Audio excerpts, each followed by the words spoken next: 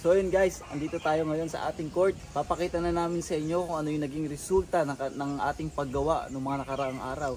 So sa loob ng 11 araw, eto na po siya ngayon. Ito po yung gate natin. Halika, tuloy po kayo. Tara. So nakikita ninyo guys yung lining natin, di ba? So color yellow, black, and white ang ating combination. Guys, ito yung bench natin, bench area. Meron tayo ditong guest.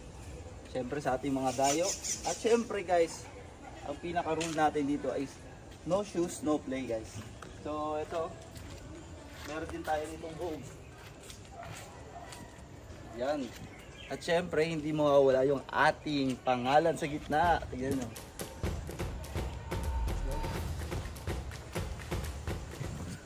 At siyempre, ang ating committee area.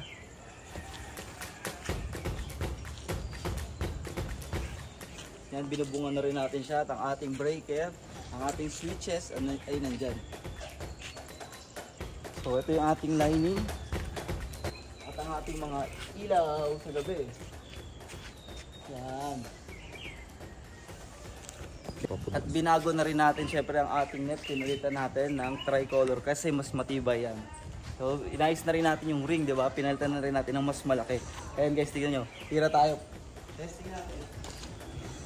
Testing natin kung okay na talaga yung ating ring. Oh.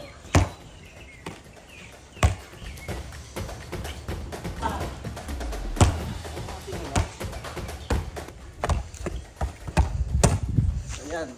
So kita-kita tayo bukas guys at 4 PM ng hapon, February 22 yan.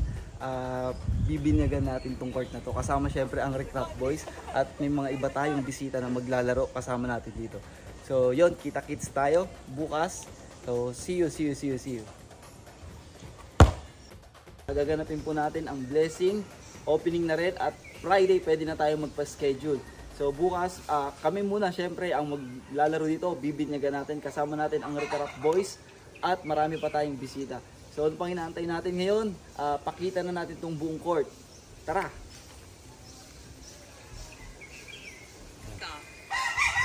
Record ka ba?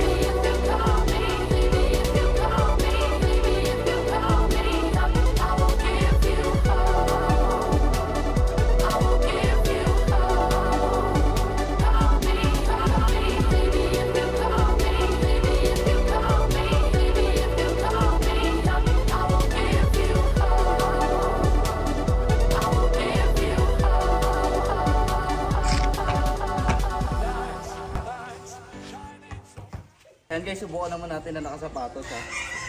Natin. Dapat gawin. Naririnig ba?